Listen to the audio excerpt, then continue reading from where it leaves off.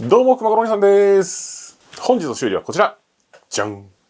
ゼンハイザー HD595。ちょっと型番とか詳しくないんだけど、一応なんかゼンハイザーの HD500 シリーズのフラッグシップモデルだったらしい。で、これの後継モデルが HD598、HD599 なのかな？なんか2万円ぐらいのヘッドホンらしいです。で、後継モデルはここが抜けるようになってるみたい。これは多分抜けないんじゃないかな。抜ける感じしないですね。一応ね、本体は綺麗なんですよ。すごく。クッションも、まあ綺麗ですね。柔らかい。ここもふかふかですね。はい。そんなゼンハイザーのヘッドホンなんですけど、なんか片側音が出ないらしいです。いつも通りの故障ですね。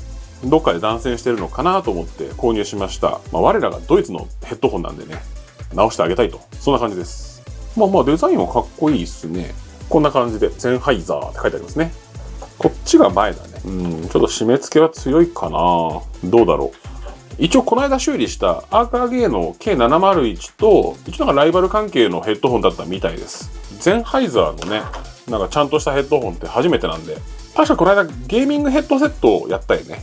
そう、大きさがね、ちょっとちっちゃかったんでプレゼントしちゃったんですけど、フィット感とかね、音質なんかもレビューできたらいいなと思ってます。じゃあまず動作確認やっていきましょう。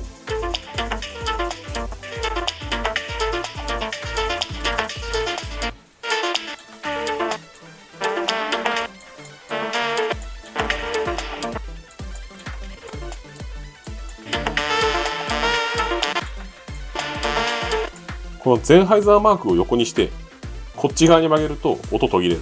ちょっとテスターで測ってみますね。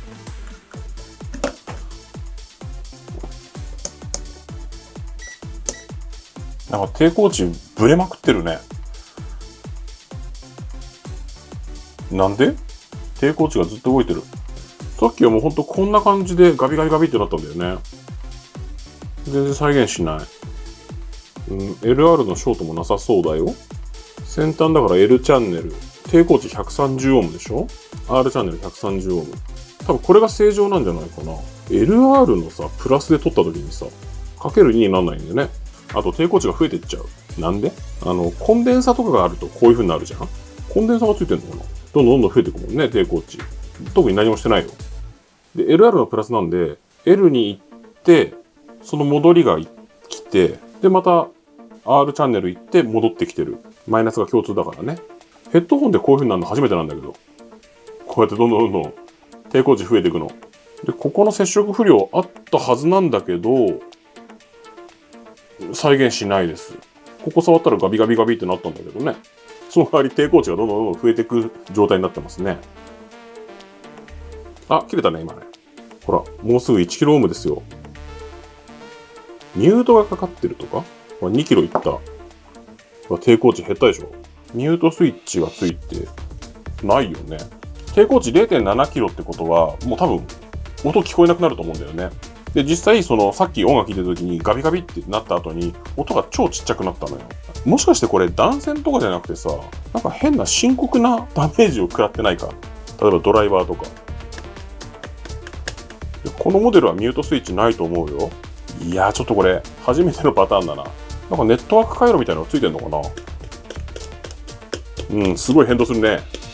わからん。動作チェックとしては、ここいじったらガビガビって音がした。で、その後音が超ちっちゃくなったの。で、テスターつけて抵抗値測ったら、抵抗値が片側100オームぐらいが多分正常だと思うんだけど、それがね、2キロオームとかね、どんどん増えて、で、減ったり増えたり減ったり増えたりしてるっていう。コンデンサとかをね、抵抗値測るとああいう風になるんですよ。抵抗値が増えてったりするんだけど、静電容量測ってみようか。ゼロ。当然だよね。謎です。ジャック交換と、こっちの分解もやってみましょう。で、付け心地がとても良かったので、ついでにこのイヤーパッドを選択します。はい。良かった。ジャンク詐欺じゃなかった。はい、じゃあバラしていきましょう。あ、分解開始ですね。で、こいつどうやって取んの？なるほどね。爪で引っかかってる。こんな感じだ。ここの爪ですね。あ、ちょうど見えますね。この爪。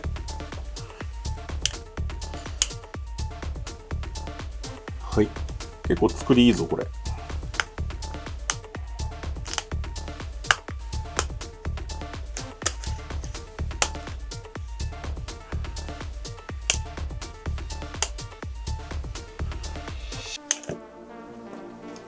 これちょっと先に洗濯してくるね。で、乾かしながら作業しよう。はい、それじゃあお洗濯していきましょう。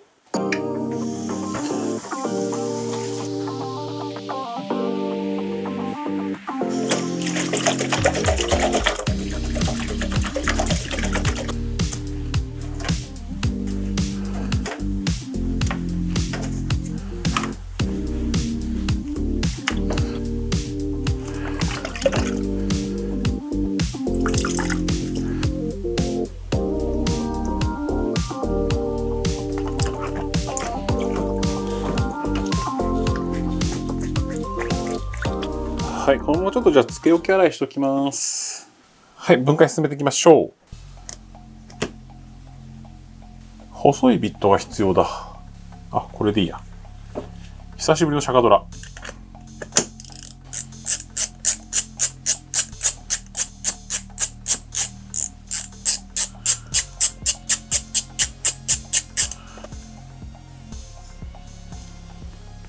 普通のドライバーだね。接触も大丈夫そうですね。特に問題もなさそうですね。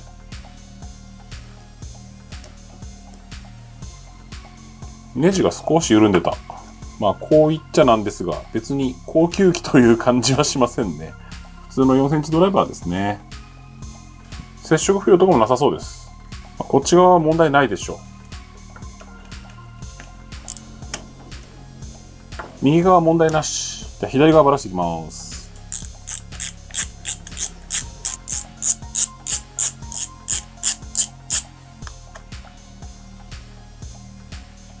なんかやってあるね。これってさ、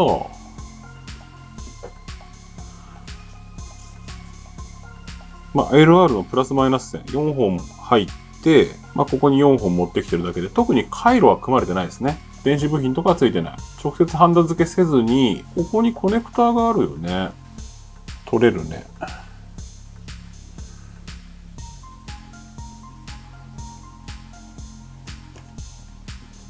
取れた。クリップで留めてあるね。あ、コネクターになってんだ。4ピンコネクターです。ほら。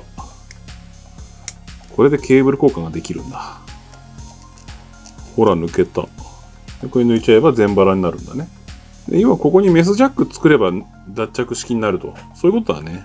脱着式にする意味はあんまないもんね。こっちは閉まってるね。でね、こっちのケーブル側はね、いいケーブル使ってある。しっかりケーブル。これ内部配線はね、このヘロヘロのイヤホンと一緒だね。ホットボンドで引っ掛けてあるだけだね。ホットボンドここに塗って取れづらくしてるだけ。ギューッと押せば取れます。これ取れますね。わざわざコネクターにしてるっていうのはすごいな。とりあえずイヤホンが特に問題になるようなことはなさそうですね。さあどうしようか。ここにね、ジャックをつければリケーブルできるようにできるんだけど、それやろうかなと思ったんだけど、やっぱやんない。やらない理由は別に音が良くなるわけじゃないから。なんかイヤホンカスタムでなんか面白いかなとは思ったんだけど、別にね、音が良くなるわけじゃないもんね。ケーブル変えてね、音をいろいろとチェックできるっていうのはあるかもしれないけどね。ホットボンド。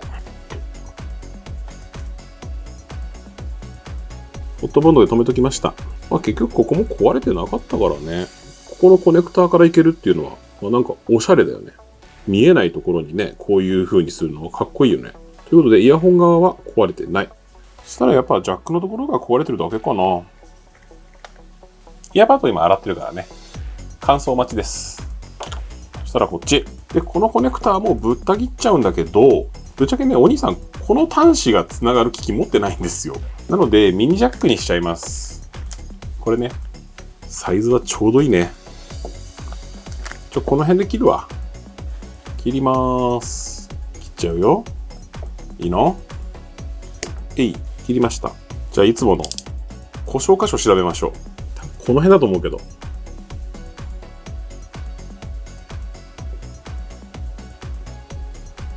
いやでもこのケーブルさ、すげえしっかりしたケーブルだから、断線とかありえない気がするんだよな。すごいね。紙巻いてあるよ。和紙だね。すごっ。ちぎれてる感じしないな。何だったんだろう。そうだね。この線切れないもん。めっちゃ丈夫なやつだから、これ。こはちょっと弱そうだよね。ここのボディに直接ハンダ付けしてある黒と青はね、ここにハンダ付けしてあるわ。ちょっと先に配線の配置だけ調べておきます。もう多分白が L、LR、マイナスだと思うんだけど。あ、お兄さんね、皮むき買ったんだよ。まだ使ってないのにどこ行ったかわかんねえわ。これ買いました。このね、エンジニアのやつ、やっぱなんかストレス感じてね、これね、細かいところにグリス入れて、多少良くなったんだけど、どうも好きになれなくて、これ。便利なはずなんだけどね。こんな感じで。ただ、ほら、ここも切れてんのよ。なんかね、気に食わない。ということでね、宝山のやつ買いました。宝山の P963 ワイヤーストリッパーを片手でできんだ。バネいらないけどね。で、超細いやつまでいけるやつ買いました。34ゲージまでいけるやつ。ちょっと細すぎた。まあまあいいです、いいです。めっちゃ切れんな。まあ細い配線用に買ったんでね、いいんです。多分青はグランド。あ、これが切れてたのか。青見えるでしょ。ここのグランドに繋がってんのよ。同通しないわ。じゃあ赤が R だね。赤が R っていうのだけ分かったんで、それでもう十分なんだけど、赤はここにある。これ引っ張った時に、お兄さんがちぎった可能性はある。これね、赤。いや、でもハンダはついてるよ。端子ばらしたよ。このハンダ付けはされてる。これがマイナス。接触した。これめちゃめちゃ細い線用買ったんだけど、もう一個上のやつも買おうかな。今使った感じはね、すげえ良かった。めっちゃ切れる。ただバネ弱い。一応ね、選んだ基準としては、細い線が扱えるっていうのと、この先端がね、ニッパーのやつ結構あるんですよ。これね、ニッパーじゃないの。ペンチなの。挟むやつ。使わないんだけどね。単機能のやつで欲しかったんだよね。ワイヤーストリッパーだけのやつ。ここの内側にワイヤーストリッパーがついてるやつあったんだけど、そっちの方が本当は欲しかったんだけど、それね、先端にニッパーついてて、すげえ嫌で、これにしました。触った感じはいいです。まだ馴染んでないんで、ほら、止まったね。ちょっと引っかかる。はい、端子部分ね、バラバラにしたんですけど、じゃあ結局どの端子使うのということになりますよね。当然これですよ。ミニジャック。1個100円ぐらいかな。安いジャックですよ。結構こういう端子こだわる人多いじゃないですか。お兄さんはね、全くこだわんないんですよね、こういう端子とか。むしろ端子こだわる人がちょっと苦手というかね。たまにいるでしょ、なんか、カナレの端子がいいとかさ。ヨーロッパのメーカーには、ヨーロッパの端子使えよとかさ。お兄さんそういうの嫌いなんですよ。ノイトリックにしよっか。冗談です。ブランドもの大好き。はい。カナレの端子はね、結構太いケーブル用なんですよ。8ミリまで対応だったかな。ちょっと細いよね、これだと。このケーブル自体も結構太めなんだけど、カナレにはちょっと細いかな。なので、ノイトリックにしましょう。ノイトリックの安いやつですね。リーンってやつ。リーンなのかな、読み方わかんないけど。ノイトリックはね、お兄さんの故郷でもあるリヒテンシュテインの製品ですね。結構小さめに端子仕上がるんで、その辺はいいのかなと思いますけど。ケーブルの太さもちょうどいいね。ちなみに端子によって音が変わるとかっていうのはちょっとわかんないです。体感できたことがないんで。多少変わるのかもしれないですね。わかりません。そう、このね、短いスペースの中でね、配線ちゃんと作んないとね、綺麗に収まんないんで、結構大変なんですよ。長さパツパツで作りたいじゃん、こういうのって。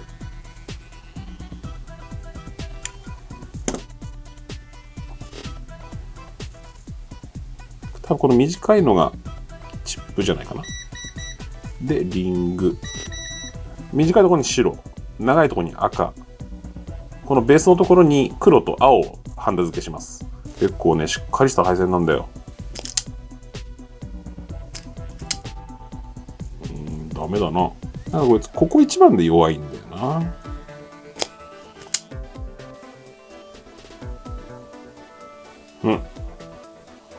こんな感じだね。うまくできるかな？はい、それじゃあハンダ付けしましょう。これ使います。まず予備ハンダしちゃいましょう。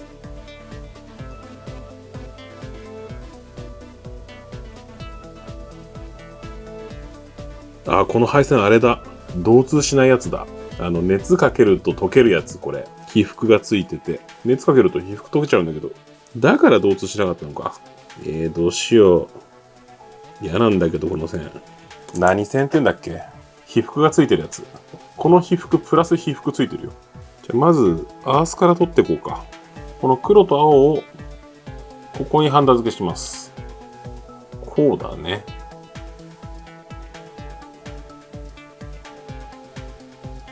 白をこっちの左、赤を右につけます。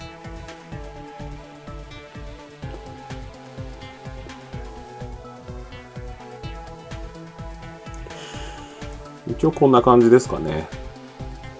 で怖いのはここね。ピンセットで掴んだところが溶けてるんで、一応ホットボンド入れとこうか。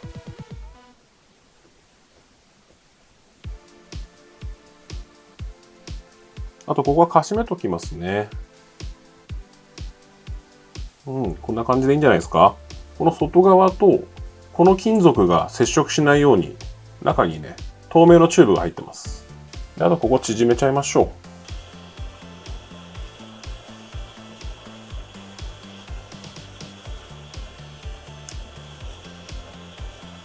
これでジャックの完成ですね。はい、乾きましたよ。ふわふわになりました。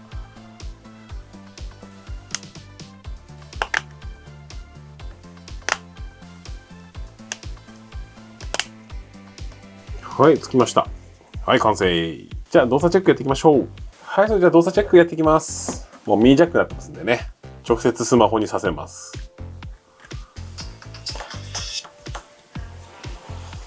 両方出てます音。ちょっとじゃあ音質の方をチェックしていきますね。はい、視聴しました。まずね、フィット感が最高にいいよ。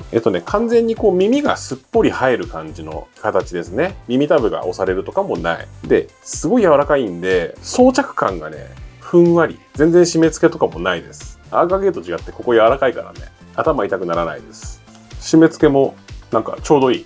音に関してはね、結構正確な音を出してるっていう感じがしましたね。音量を上げた時に結構音が硬くなったんですよ。ボリューム適正かちょっと低いぐらいの音量で聞くと、そんなにこうスッキリしない感じ、ちょっと柔らかい感じっていうのかな、スッキリしないというか、そういう感じの音だったんだけど、ボリューム上げたらね、すごいメリハリが効いてちょっと硬めの音になったんですよ。なのでもしかしたらまだエイジングとかが終わってない個体かもしれない。ちょっとわかんないけど。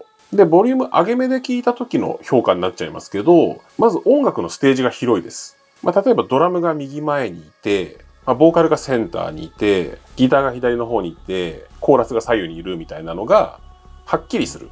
すごいはっきりする。ドラムの音とかもリアルだし、ボーカルが力を入れて歌ってるところとかもちゃんとなんかそういう感じが伝わってくるというか、声が大きくなっても、定位は全然変わんない。定位の大きさも変わんない。ずーっとしっかりとピンポイントで頭のちょっと前ぐらいにずーっとボーカルが定位し続けてる。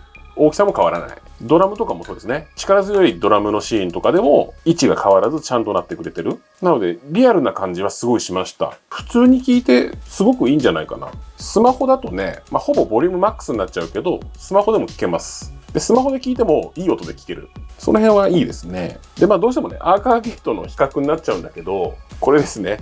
今お兄さんがメインで使ってるヘッドホンなんですけど、これと比較した時はね、ちょっと分が悪いかもしれないです。よく考えると全然違うヘッドホンなんだけどね。アーカーゲースマホで全然聞けないですから。まず低域の鳴らし方が全然違いますね。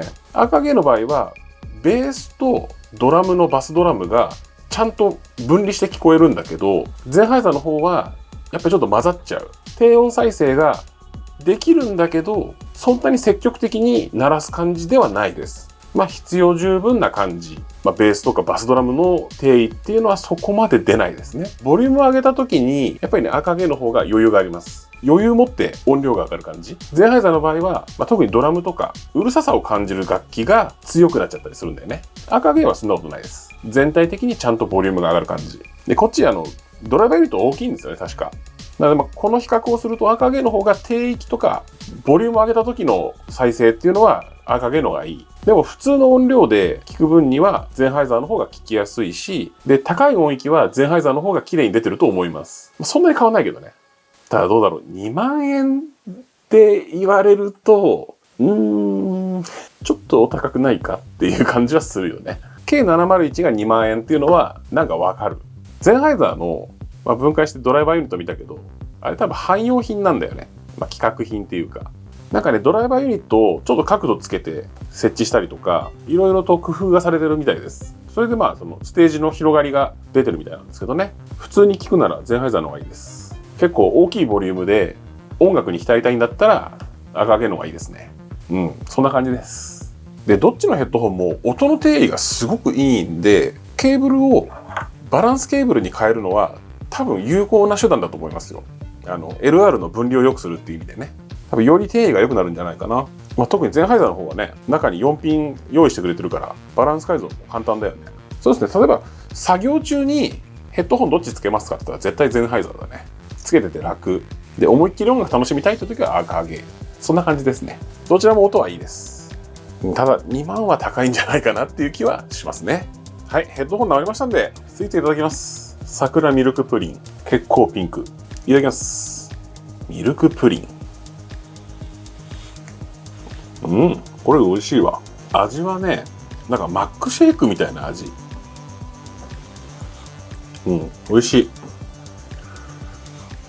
桜の香りはね、普通にそんな強くないです。でね、このホワイトチョコがかかってるんだけど、これがね、ほんといいアクセントになってますね。これ美味しいです。あとこの間も言ったけど、コメントで草を2つ以上生やすと YouTube のシステムで自動的にブロックされてるんで、誰にも見られてません。たまにお兄さん見るけど、難しいのが、単純にその人が草を3つつけたからブロックされたのか、普段からスパム行為してるからブロックされてるのか分かんないのよ。だからそのコメントを承認するっていう作業はできないのね。知ってる人じゃない限りは。コメントは嬉しいけど、草は1つまでにしてください。2つ以上つけると闇に葬られます。自動的に。あと開業いっぱいするやつね。何々って書いて開業いっぱいして見るとなんとか出るやつ。だから昔からあるやつね。あれも結構自動でブロックされてるんで、誰からも反応なかったら自動でブロックされてる可能性が高いです。はい。ということで、セブンイレブンの桜ミルクプリン。